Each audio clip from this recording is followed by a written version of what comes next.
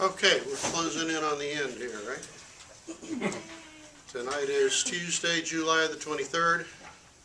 This is Finance, 3402. And we have by majority vote decided to meet in A12, whatever the hell was on the schedule. What's on your mind?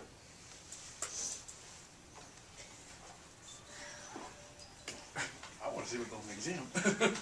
We get to go over it. Well, you can expect to be revisiting time value of money. And then added to that with the calculator will be, we'll show tonight, the what they call capital budgeting. Basically, it's net present value calculations and internal rates of return calculations. We get those down pretty much with a calculator. And then the other thing I'm going to particularly ask you to look at is in the asset and liability management part. The management of accounts receivable, the setting of terms of sale, or if you're paying accounts payable. For example, if you bought some merchandise and the terms on it are 210 net 30, so you can get a 2% discount if you pay it within 10 days, and you don't have any cash. Should you go out and borrow the money to take the discount? Depends on how much money how much interest the money costs, but you might be surprised at what you can afford to pay on borrowed money in order to take those discounts. Those discounts are pretty valuable. Okay? Because you're giving up 2%. You're paying that additional 2% if you wait that extra 20 days. Now 2% for 20 days, how much is that by the year? 2% for 20 days is how much for 360 days?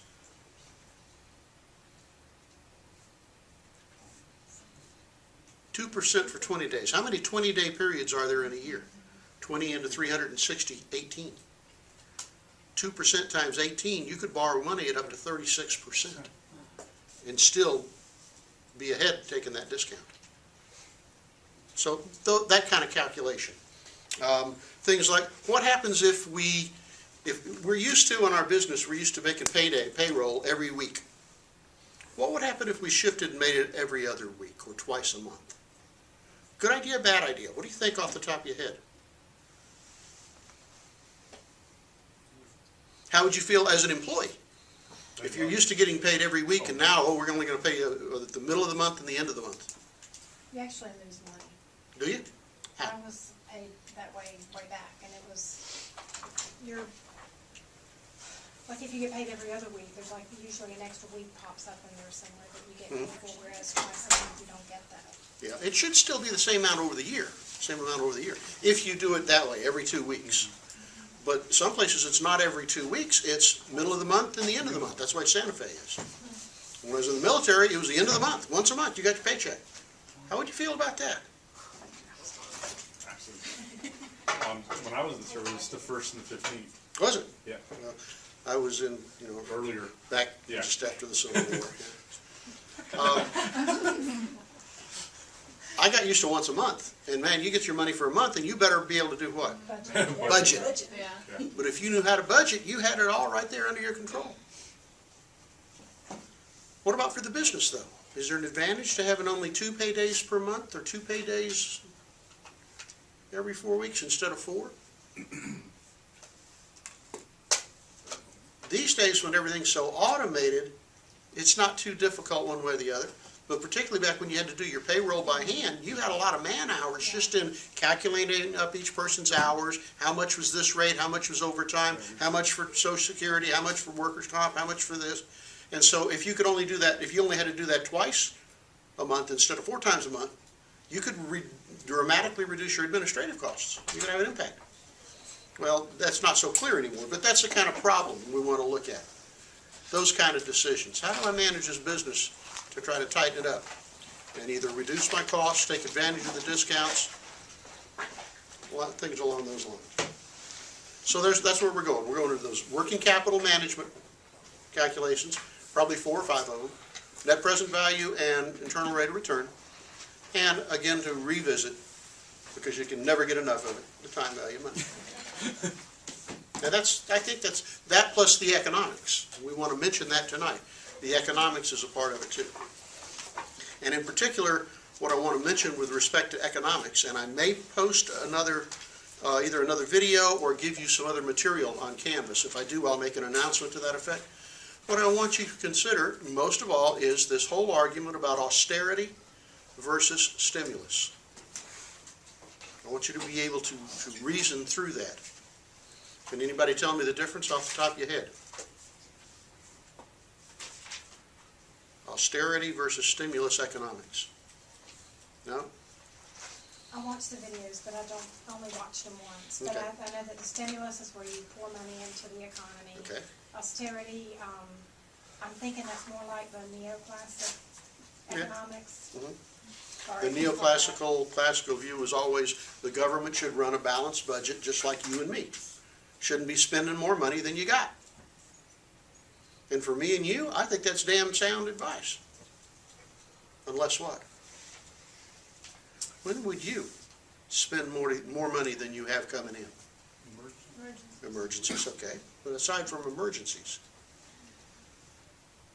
when would you go out and borrow money every month for the next 3 years?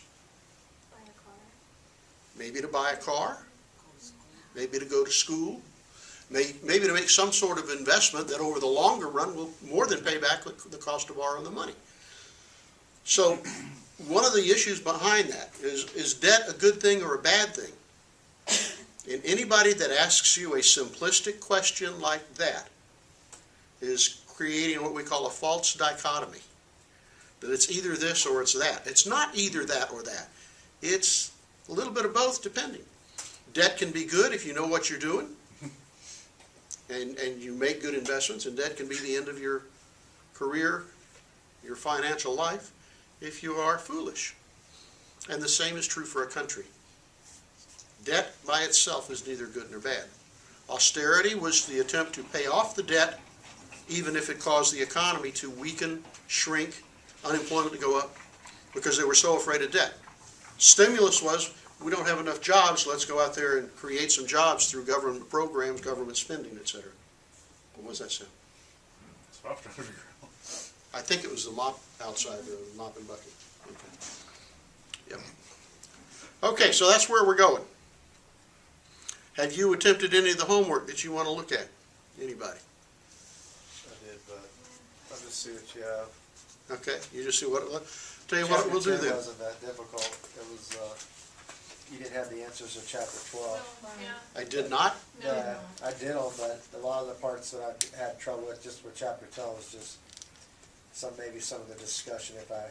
What was chapter 12? Was that the capital budgeting, net present value stuff? Huh?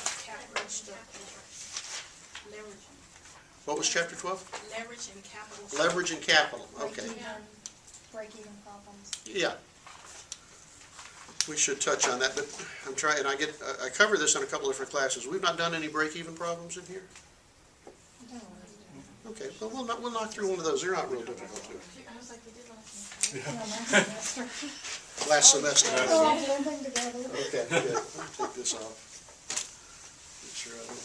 Are you gonna provide the answers to that example final too? Maybe. I'd have to look at it. I really want to look and see what I've given you, because I got to tell you, quite frankly, for those of you that are still here, I was so impressed with how well y'all did on the midterm. I'm trying not to load up on you on the final. You did good. So much better than before. My previous experiences. Okay, where do we want to start? Let's start with a quick break even. Loosely called leverage, but it's a fairly easy model. We've got an assisted living facility. We've got 60 beds for residents. We've got fixed costs of $400,000 a year. What are fixed costs? Costs that don't change over time. Costs that don't change. I don't care whether you got one resident or 60. It's fixed. The rent's the same. The utilities generally are the same. Okay, your administrative staff, their salaries are fixed. We got fixed cost of $400,000, and we have a variable cost that every time a resident comes in and stays with us for a year, we do it on a yearly basis, he costs us, $1,500 a month. So what's that? $18,000 per resident per year. That's high, hang on, let me change that. We ain't got no Cadillac vacation here. Oh, let's see. Let's say we have a variable cost of $24,000 per resident per year.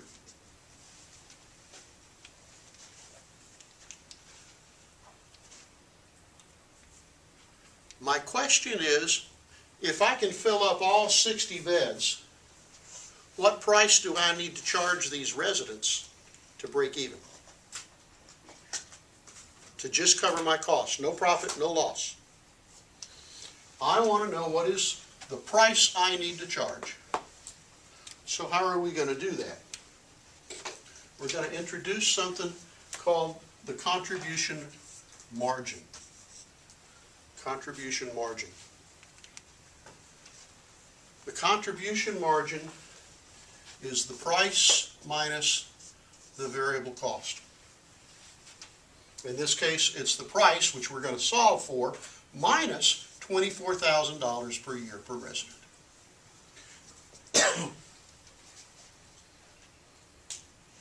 Think about that. If we have a resident who comes in and pays $30,000, what does that mean?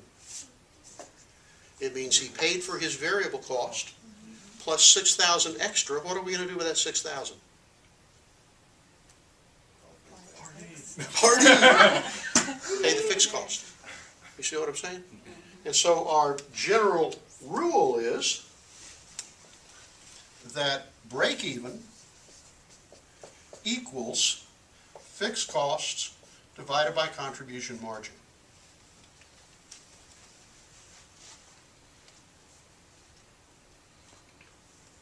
So let's see if we can do something like $400,000 in fixed costs divided by the unknown price minus 24,000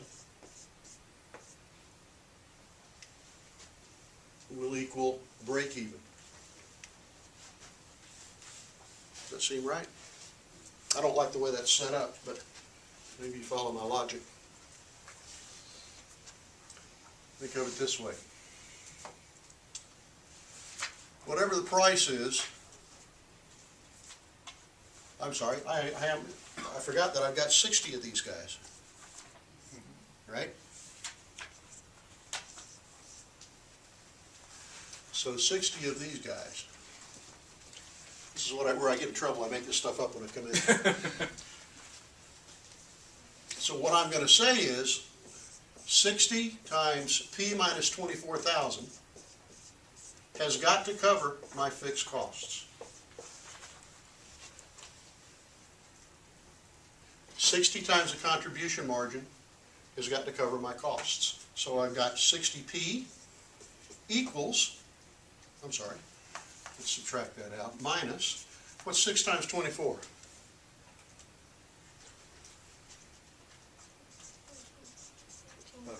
144,000 equals 400,000.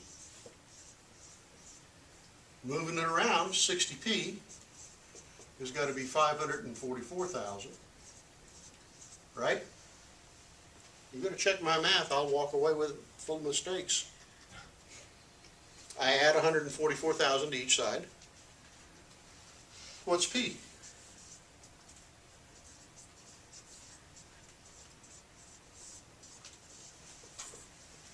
Ryan, you got your calculator out, I don't. Anybody else? I have a different bottom number. That's 9,066. How many? 60. 9,066.67. 9,060, 066? 9066. 906667. That's what I got. It would mean, say, anybody else? That means we're going to have to charge each resident about $9,000 a year?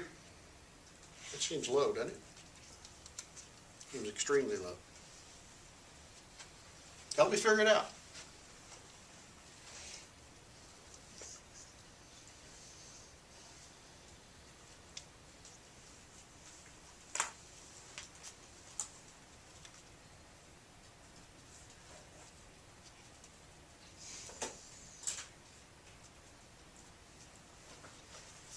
thousand, right? Hmm? So then you're missing a zero. 60 times 9, At the top, am I wrong? 24,000? Okay, 60p times, 60p, or 60 times p times 24,000, right? 60 times P is 60P. Uh-huh. 60 times a negative 24,000 is a negative 144,000. Someone else check it. What'd you get? That's what I got. Okay, so that, you're missing a zero on the line. I got 1.4 million. Oh, okay, I slipped a zero in there. Yeah. Good, good. This is 1,000,000. 400, yeah. I was like, am Thank I you. wrong? Yeah. Thank you, Yeah, good. that's where you're missing. Equals 400,000. So 60P equals what? Oh man, addition. That's a killer. 1840, nope, right? 1,840,000? Okay, so divide that by 60.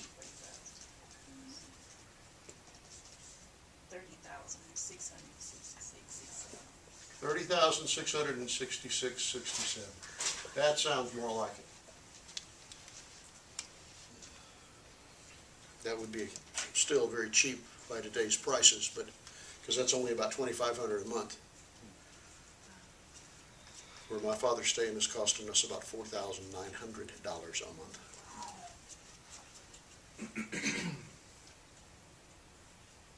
All right?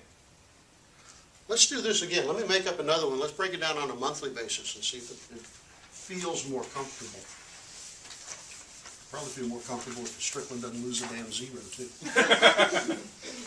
You were just testing this, right? Yeah, I'm just testing. Just see if you're paying attention. Okay, let's say that on a monthly basis,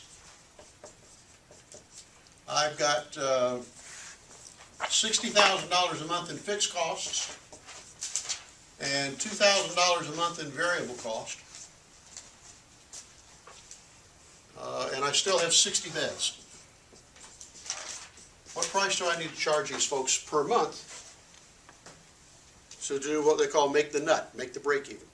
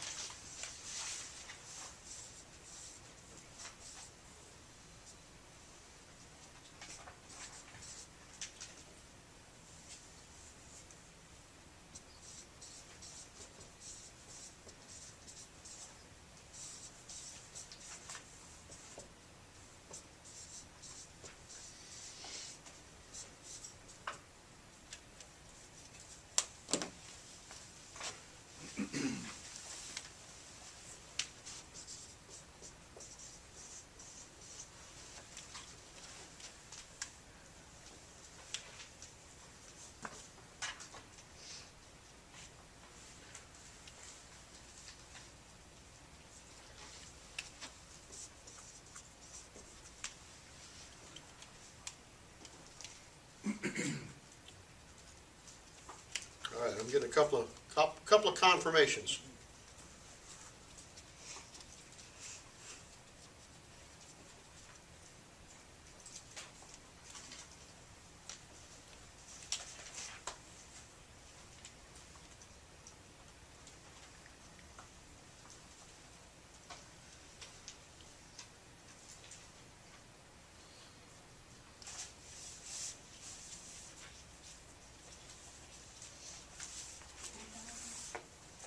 $3,000 even.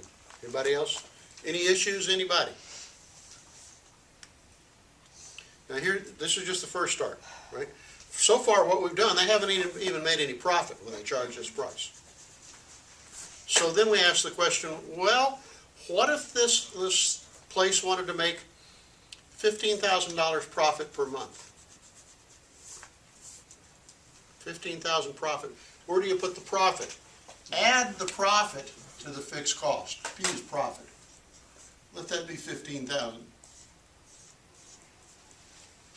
So you change your calculation. Oops. This is 15. This is 75.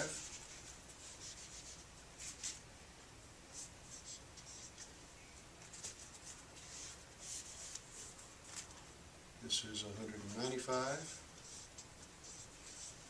And what happens to their price?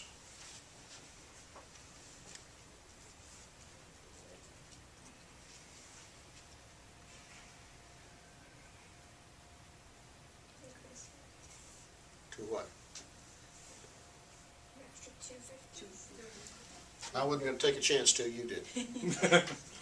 $3,250 per month to make $15,000 a month profit. Okay with that? I added it up here to my fixed costs out here.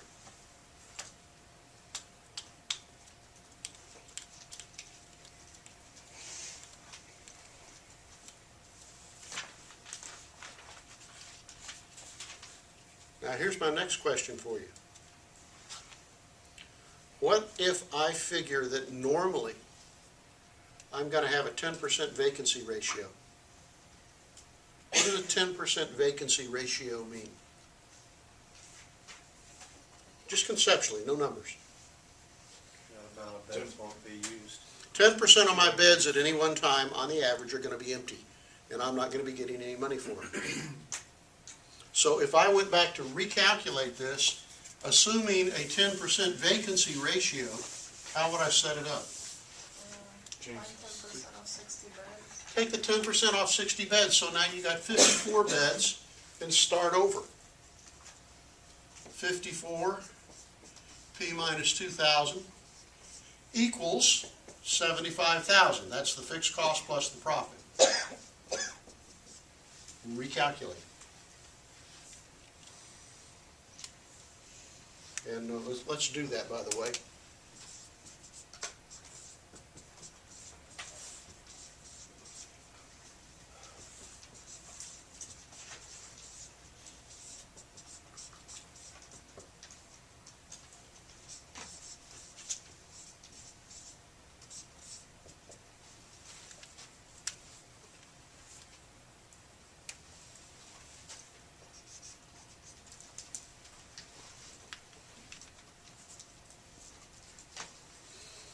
Anybody have a number?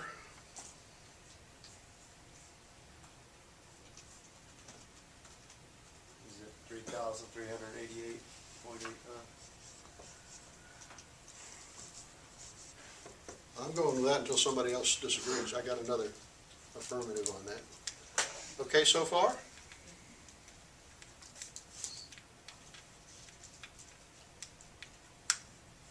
It's a lot different than the book. The way they do it, and it's not just this book, most of them, when they try to explain break-even, they make it into something incredibly illogical, difficult to follow. I think. To me, this is logical. I do too, I like it better. Okay, good.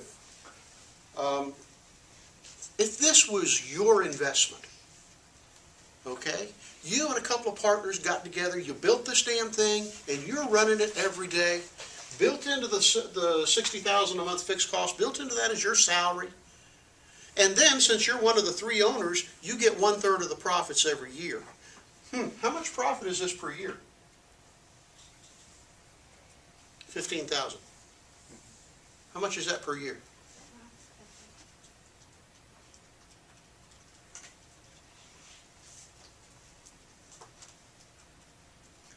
$180,000.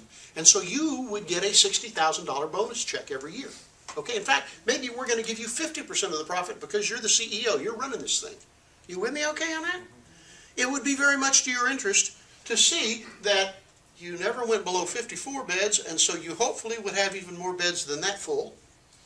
What else would you be interested in as the CEO / owner / profit sharing boss? I'm sure variable cost. I'd go back here and I'd say, Where did $2,000 come from? I'm gonna hire me some recent college graduate and say, come here. I want you to go out and I want you to go into every drawer and medicine cabinet and bathroom and storage area and supply area and the laundry. I want you to get a detailed count of how much money we're spending. And then I want you to figure out how much that comes up for every resident. I expect this to take 30 days, and I don't expect to see you unless you have a question. But when I do see you, I don't want to see anything but your butt, because you better be leaning over figuring something out. And I mean nitpicking detail. I want you to account for how much time we spend and how much it costs us for each of our employees. If the average employee has a wing on the building that has 12 rooms in it, and that person, we pay that person this much per month, and we have it staffed 24 hours a day, how much is that labor cost per person split out there? I want you to figure that out for me. And when it's all said and done, we're going to figure out a way to bring $2,000 down to $1,800. That's my goal. And do it in a way that doesn't penalize our help, doesn't penalize the quality of care. And in the meantime, every day when you come to work, what's the first thing you're probably going to look at? How many beds are full? How many beds are full? And then, along the way, you're going to practice this very interesting management technique called MBWA. You familiar with that? Management by wandering around. That at least twice a day you're going to get up off your butt and walk through this facility and talk to the residents, talk to their family if they're visiting, talk to everybody that works for us and ask them how they're doing, see what's going on. And what are you looking for? See if everybody's busy. Keep everybody busy, keep everybody happy, and find ways to reduce costs. Identify waste. Yeah. Okay? Yeah. They did this at clinicals when I was doing. Good. They should be doing it every business. Okay? That's what you're earning your bonus on, is your ability to keep this number up and this number down. And then if you take managerial economics, we would talk about, well, what about different prices? Instead of $33.88, what if you charge $42.44? And what kind of price elasticity of demand is involved in there? And could we still keep enough beds full doing that? And if we said, well, gee, we figured out how to do this, we can manage with just 55 beds, well, then we got 5 beds extra. What could we be doing with those? Anybody have an idea? I mean, it's nice if they're full, but sometimes, Training. almost always, some of them, there's going to be 1 or 2 empty ones. Do what? They did training in the empty ones when I was. Trading. How's trading? Training. Okay, Training. we can set it up as a training facility. Yes, ma'am? They also did they're not permanent residents, they're temporary residents, so they can just come in, so they get some money for a month or 2. We create an entire different target market. Most of the people in an ALF are permanent residents. They're staying there. So you But have there's a some few- short-term rehab possibly. Yeah, you could go down and talk to the rehab centers, talk to the churches, talk to the doctors. And so when you have somebody who really needs about 60 to 90 days, maybe just giving their family a break from their care burden, we got a deal for you. Not only that, we're going to do that for you for $2,000 a month. And we're going to publicize the hell out of it because we're good community partners. You think we can get the Gainesville Sun to come out and write a story about us? Damn skippy we can. And what's the value of that story? Good publicity. It's absolutely free and it gets all over the damn community. Do an open house and have people come in and check it out. Oh yeah, we're going to have an open house. Milk and cookies. Where my dad stays, No. at least on selected Fridays, I don't think it's every Friday, but on selected Fridays, I've gone in there at 5 o'clock and they're all sitting around having a toddy. Wine, yeah. Little whiskey, yeah. Oh, not bad. You think you would have fun running a facility like that? If you had a handle on it and you knew what to measure and how to run it, how to treat people and get them to give forth with their best efforts, it can be a hell of a lot of fun. And the more fun it is, the more fun they're going to have, the better your employees are going to be, the better the quality is going to be, the more money you're Long waiting list. going to make. You betcha. I want a huge waiting list. I want a waiting list so long that my partners come to me and say, why don't we build another one? And then I want to find somebody I can copy me on who knows how to work with people that way as well as to work with the numbers. This is what the whole ball game's about. And even if you're not working for a for-profit ALF, even if you're working in any agency, you gotta find ways to keep the cost down, you gotta find ways to keep the morale and the quality up. So that's my break-even slash leverage would be, what if we could do this differently? What if I said, well, here's another plan. If we cut the fixed cost to $40,000, but we let the variable cost go to $3,000, would that be a better situation? And you could do the math, right? You could go figure it out. And leverage is about how much is your fixed costs. Do you want to keep those low so that as soon as you cover your fixed costs, you're making profit? Well, yes, but if you don't make your fixed cost, you're in trouble. Would we be better off this way, with low variable costs? And that's a whole course, really, a discussion on what's the best way to structure ourselves with a lot of fixed costs versus a lot of variable costs. Okay? Good.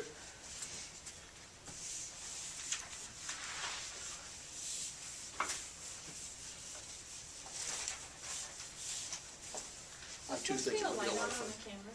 I'm sorry? Is there supposed to be a light on the camera? Is there an image on the camera? There is. Okay, the red light's on this side, and as long as there's an image on the other side, Okay. The other one over there was no light, and then, okay.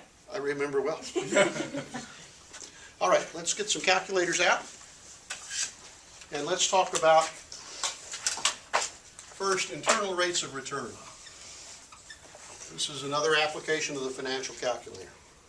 And again, I'm going to make up some numbers just to demonstrate it. I've got a laboratory. Anybody here know what a histotech is? Histotechnologist? Ever heard of a histotech? This is a person who takes tissue samples, mounts them on slides, treats them with different chemicals or whatever to determine if you or I have some sort of cancer or whatever else. My wife is a 27-year histotech, so I hear the stories all the time. And her work today is she works from home working with people who buy the equipment from her company, and she troubleshoots with them when they have issues. So that's how I'm able to make up these stories. We're going to buy a slide stainer for Histolab, where they're doing staining on this tissue samples. This thing's going to cost us, $320,000. We've done some projections, and here's our cash flow projection for this piece of equipment. Year cash flow. 1, 2, 3, 4, we'll just do 4 years. And how much revenue is this thing going to bring into us net per year? And we figure it out and we say, well, the first year we're going to be kind of getting up and running, that'll be 80,000. The second year we'll hit our stride, it'll start bringing in about 210,000 a year. And it'll probably do that again for the next year, and by that time it'll start having some issues, and so the fourth year it'll only bring in about $180,000 net. And at that time, it'll be obsolete and we'll replace it. Should I buy this piece of equipment? What's your first thought? Here's how much you get back. And it's going to have zero salvage value. When it's done, we can't sell it. How much does it cost to run? This is the net cash flow per year, Okay. after expenses per year. It cost you $320. It's going to bring in after expenses what? 680,000. Sounds like a pretty good deal. But maybe we're looking at 2 or 3 different instruments, and we're trying to pick which one we want.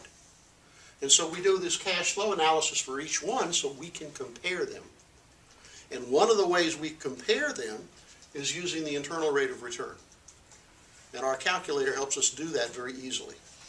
Okay? So if you have your calculator, turn it on.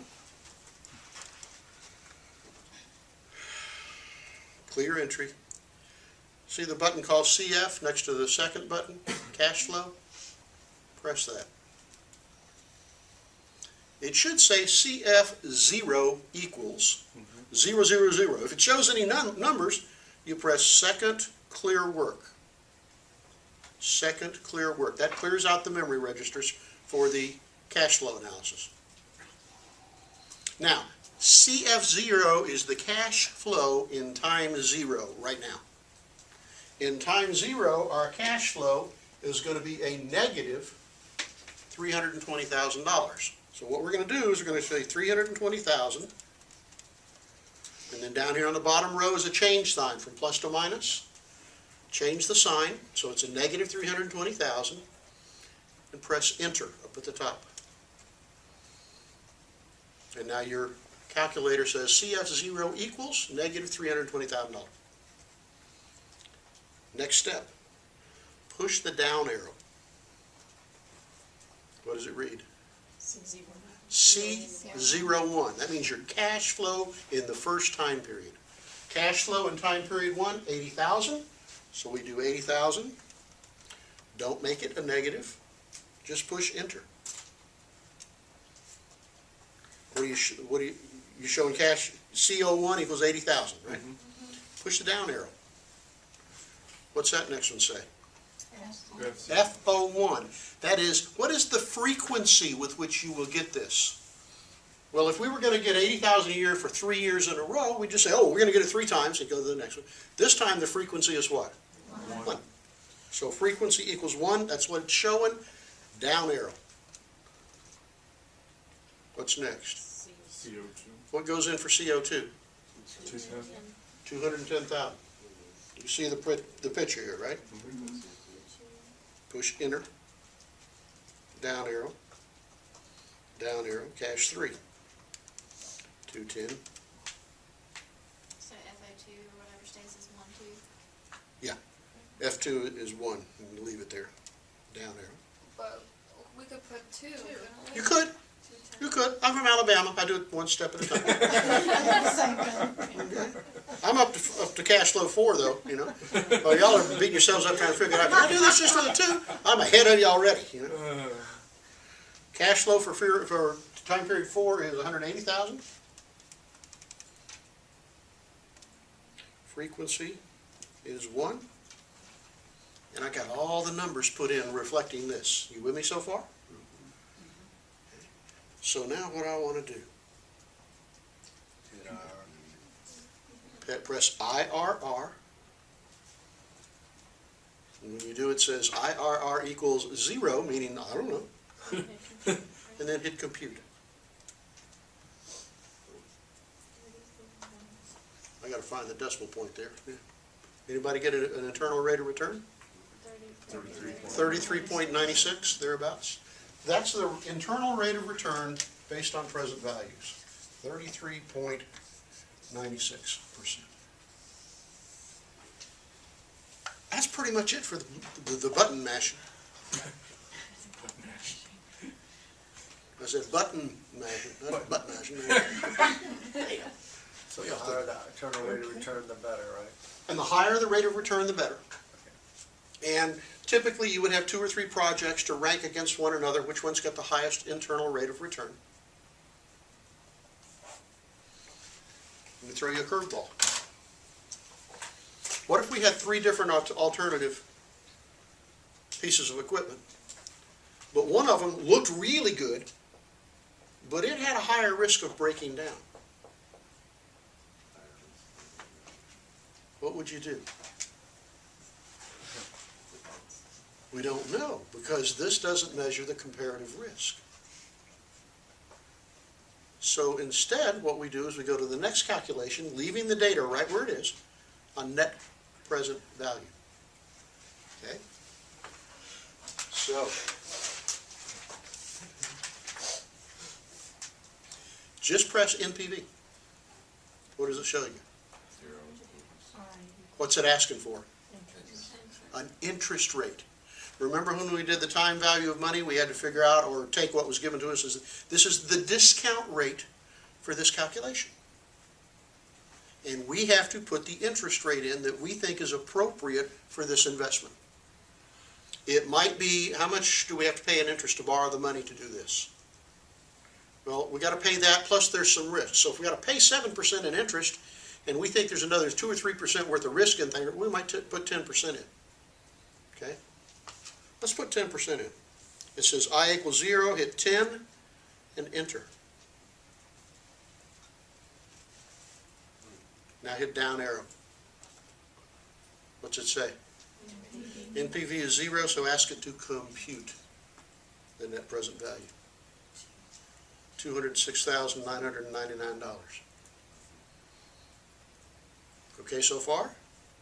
That's the net present value. After all expenses, after buying it, operating it, that's our net income discounted back to present value. Assuming a 10% discount rate. What about that other alternative machine over here that looked pretty damn good, except it broke down more often? Now what can we do?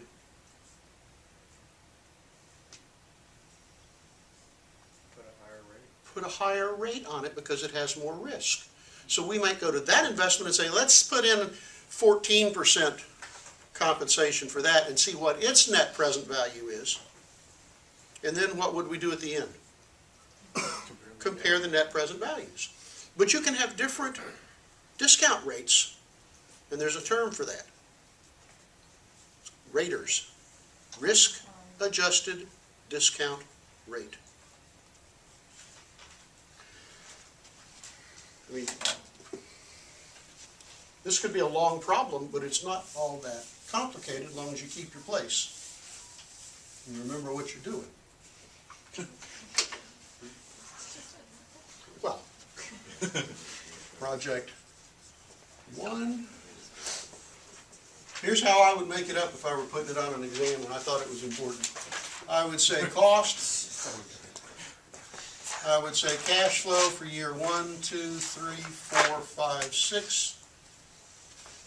Over here I'd have the cost and the cash flow. It's only going to last 4 years. Whatever these numbers are, then I might say discount this one at 7%. Discount this one, it's only going to last 4 years because it's basically a piece of junk, but when it does work, it's really good. Discount this one at 11%. Tell me which one to buy. Could you do that?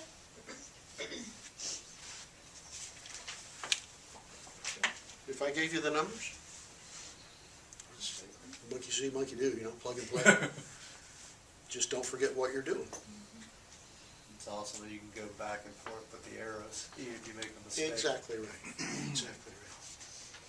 Okay, this is the concept. This is the financial concept. How are we doing with that? Can I give you this and ask you to calculate both the internal rates of return and the comparative net present values at different discount rates? That's what I would expect of you. Let me take you down a slightly different avenue. If this was the real world, and I own this lab, and I just hired you as my manager in training, executive assistant, whatever the hell you want to call yourself, what am I going to be interested in with respect to these investments? And how's it going to affect you? It's gonna affect my salary for I'm sorry? It's gonna affect my salary one way or the other. Well, one of the first things I'm going to do to you is say, I want you to get with our technical people, our histotechs, our lab managers, whatever, and I want you to talk to, there's about 3 or 4 big companies that sell this kind of equipment. I want you to look at every piece of equipment those companies sell that will do this job.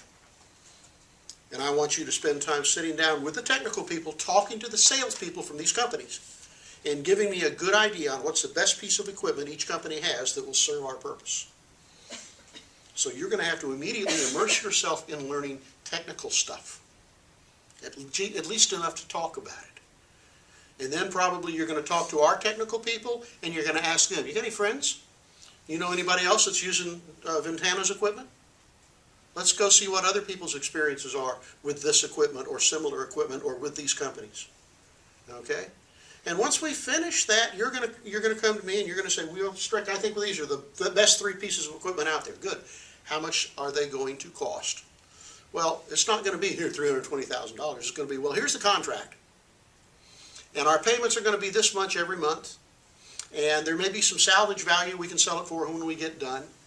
And along the way, we're going to have to be buying supplies to go with it, all the stains and stuff you put on the stuff.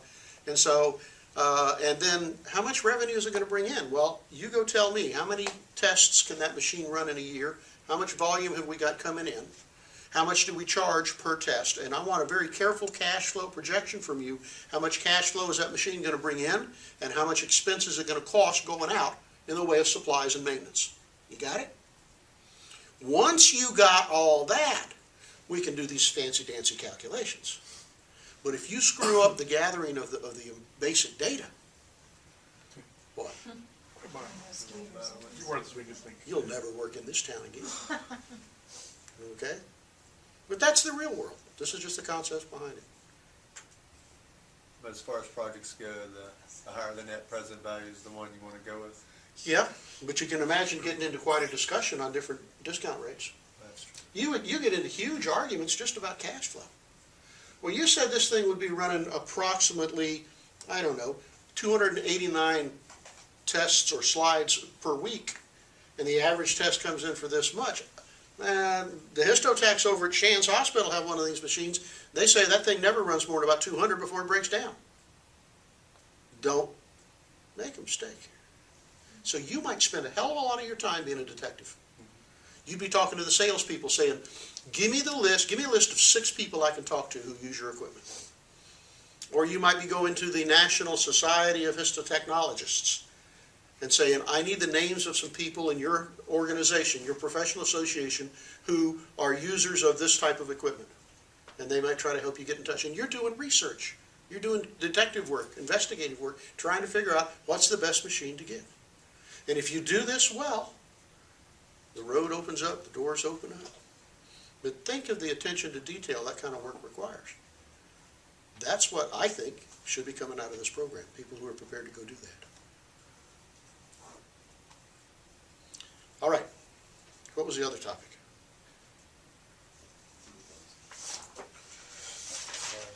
I don't want to do a whole lot more. I just want to leave it in your mind because it's really, again, you've got examples in the book. It's working capital management.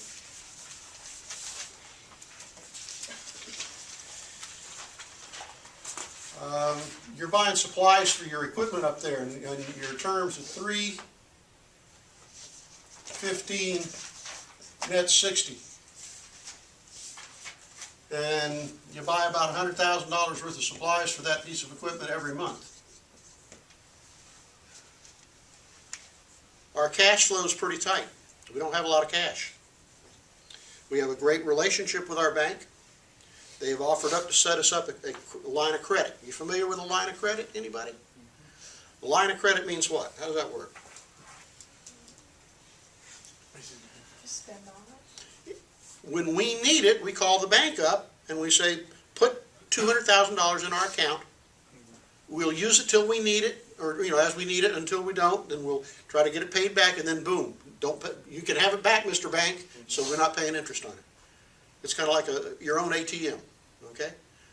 And the bank says, yeah, they'll send us up a line of credit, but they're going to charge us 9% interest for the money we use. Is it worth setting up that line of credit and paying 9% on the borrowed money in order to take this discount? That's the kind of question I want you ready to answer. And the basic solution is that if you wait 60 days, you're getting an extra 45 days of free money that you're not paying for it yet, but it's costing you 3%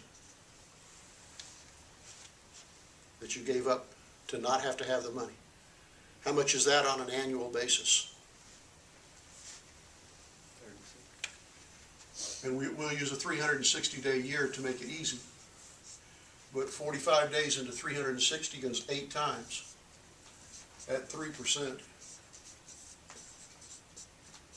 we're paying 24%. We're losing 24% by not taking the discounts. So if we can borrow money from the bank for 9, we damn skippy ought to do that. Okay? I want you to look at that one. I want you to look at the one about the payroll.